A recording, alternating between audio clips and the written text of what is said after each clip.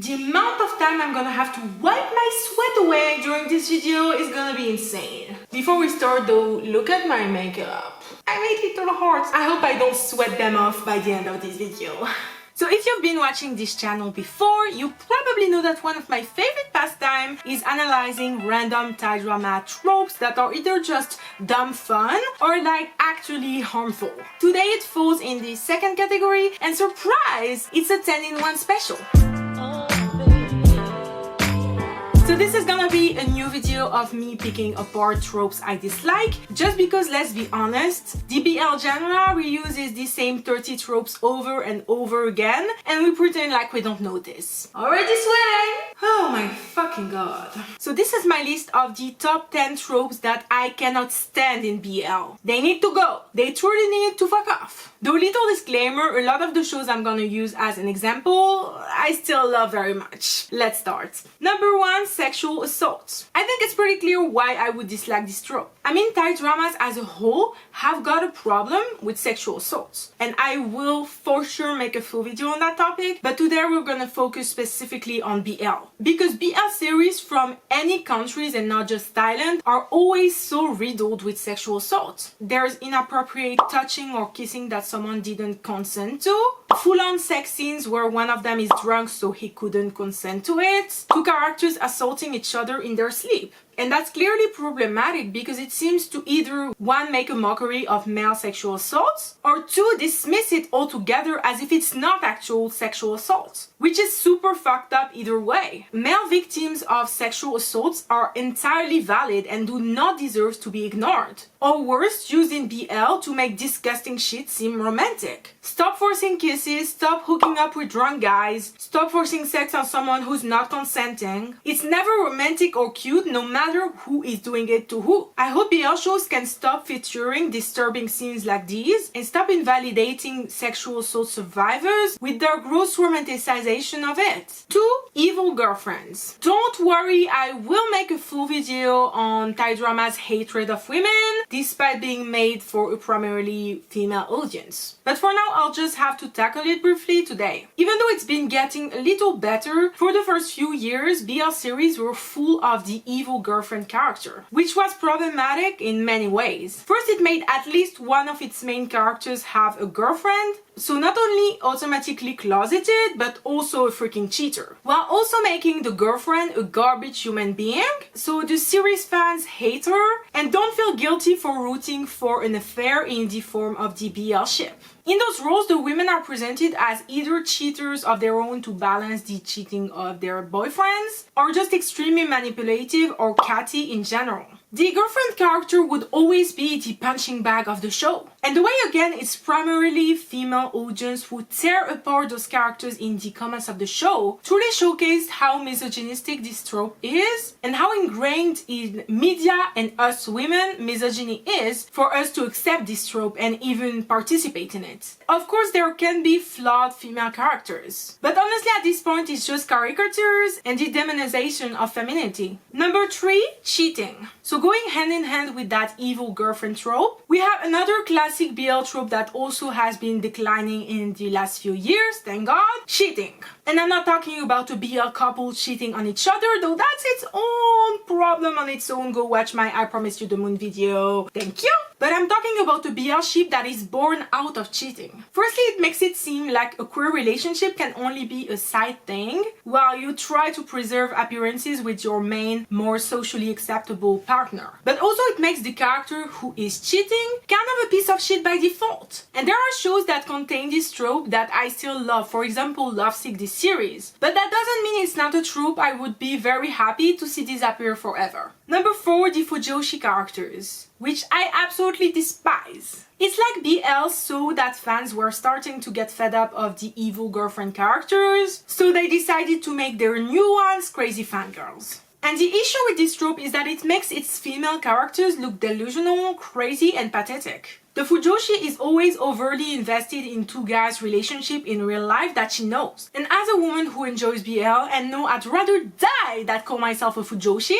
I can say that I have never shipped 2 guys that I knew in real life ever. Not even if they were really dating. but the fujoshi characters in BL create fan pages and harass the main characters, which is just not okay. And even though those characters don't get between the male leads, so they're not as hated by the fandom, they're still extremely toxic, caricatural, and frankly low-key sexist depiction of women. Once again, it also feels like these screenwriters are mocking their fans by associating such over-the-top and derogatory tropes to those characters. Number 5, I don't like guys, but I like him, which I've already talked about in my BL versus LGBTQ+ representation video. This trope is so hated, I feel it has become sort of a meme in the fandom, and rightfully so. The audacity of making a freaking rom-com about two guys falling in love and saying the equivalent of no homo bro sends me every goddamn time. Of course, people can be straight and only fall in love with the one person of the same gender in their whole life, and they can choose to label themselves however they want because that's literally the point of labels. But saying you don't like guys when you're literally in love with a guy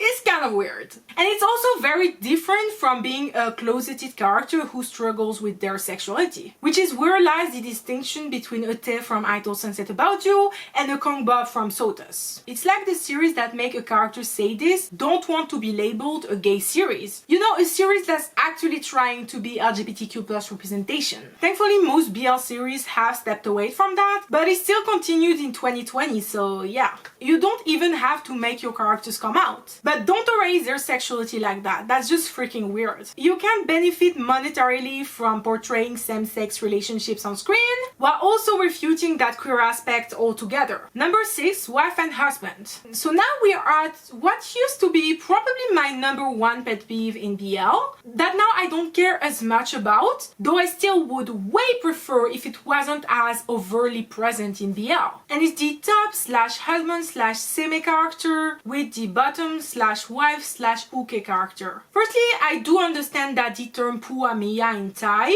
or husband and wife, are actually part of Thai gay culture. So I'm not going to try and change a culture I'm very obviously not a part of. And frankly, I've grown to accept those two terms specifically as part of a cultural difference that I don't quite understand. So they don't annoy me as much anymore. But I do find it ludicrous that BL is determining who is the top and who is the bottom based on physical appearance and personality alone, when that should just be decided by sexual preference. But BL presents it in a very binary way that's predetermined by who's the more masculine and who's the more feminine, which for me rubs me the wrong way because it does feel kind of heteronormative. And I'm not saying that actual people who do fit the stereotypes of the top-bottom are doing anything bad, but I'm just saying that BL's obsession with defining the roles of the characters in bed, even when there's no sex scenes in the series, is weird. But honestly, I'll probably do a full video on this topic and declare a male lead and female lead dynamic that still prevails in BL one day, because I have so much more to say about it. Number 7,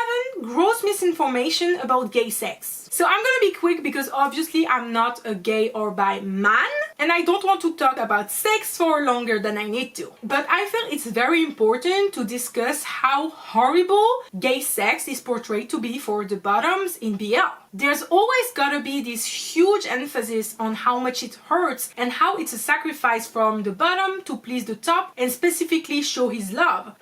Which is low-key rooted in sexism, where the woman, the bottom by default according to our society, which only regards penetrative sex as real sex, needs to put her partner's needs above her own. I mean, at this point, I think we all know how little men make their girlfriends go, but that's not the topic. The bottom for me, which I don't know if you've realized, but the bottom is almost always the stand-in for the viewer. Again, a primarily female audience that will lust after the top character just like the bottom does. He's the character the viewers identify with. So for me, it's no coincidence that gay sex is portrayed as only enjoyable for the tops, as if sex wasn't supposed to be a mutually pleasurable experience, and not one where the more feminine role according to society is hurt but does it anyway to please their partner. Anyways, we're done with this pet peeve, and before you ask, yes, it was very painful for me to say top and bottom that many times. Number 8, toxic jealousy. So not gonna lie, I feel like this trope isn't overtly present in BL, but I find it pretty harmful in romantic stories in general, and that's the romanticization of toxic jealousy. For me, the best example would be A and Pete from Love by Chance, which are a couple I really loved. But I must admit the scenes where A is extremely jealous made me super uncomfortable. So Pete literally just stuck to Tin, and he was violently dragged into A's dorm room and punished. You know what that punishment entails. It's a very rough scene that contrasts quite a bit with the softness of A-Pit the rest of the time. But it's very much shown as a hot scene where absolutely nothing is wrong whatsoever. Which, yes, again in general, A-Pit were quite the healthy ship. But this still crossed the line because toxic jealousy should not be represented as hot or the proof that he truly loves him. Jealousy is a big part of BL series and it can push the plot forwards in great ways. But when represented in an over-the-top way, it can actually be harmful and make younger viewers think that this is an okay thing to accept in a relationship. And this is not new. Excessive possessiveness is seen as a desirable trait for the male lead to have in most romances across the world, and especially in YA novels, when it's really not cute at all. Number 9, men loving men violence. Another trope that is not specific only to BL, but more movies and series in general that have a male loving man relationship. I don't know why people think it's fun for boyfriends to hit each other or just be more violent with each other just because they're two men. Violence is never okay, and for me that's a very dangerous message to give. Thankfully it's not something that happens all the time, but it still happens and I hate it. Number 10, weird chemistry and lack of intimacy, which often go hand in hand. By weird chemistry, I mean that either the actors don't have that great of a chemistry or just that something is off. Most of the time for me is that the ship feels straight, which is a weird thing to say for BL, I know, but they feel more like friends who have intimacy in very specific moments that feel very calculated rather than a real couple who is in love 24/7. And the actors can feel like straight bros who are sometimes in love with each other rather than actual lovers. And it creates a bit of a weird dynamic. And the second part of this pet peeve is the lack of intimacy, which comes from an established couple not acting close enough in my opinion, or it feeling forced when they actually do. So many BL series are guilty of this. And actually, most established BL couples feel like they don't have enough intimacy in my opinion. And by intimacy, I'm not necessarily talking about kiss scenes or sex scenes, but touches, looks, holding hands, bodies standing close to each other. Small things that make a couple so obvious because it showcases intimacy all the time, not just in specific key moments. But I do see that we're getting slightly better at that with time too, which is a pattern for most of the tropes I've talked about, so that's good. And that was it for today's video. These were my 10 biggest BL pet peeves, though I actually have many more that I didn't talk about today for time's sake. I'd love to read your own 10 biggest BL pet peeves in the comments down below, and I hope you enjoyed this video. I'll see you next time and have a great day. My little horse are still there.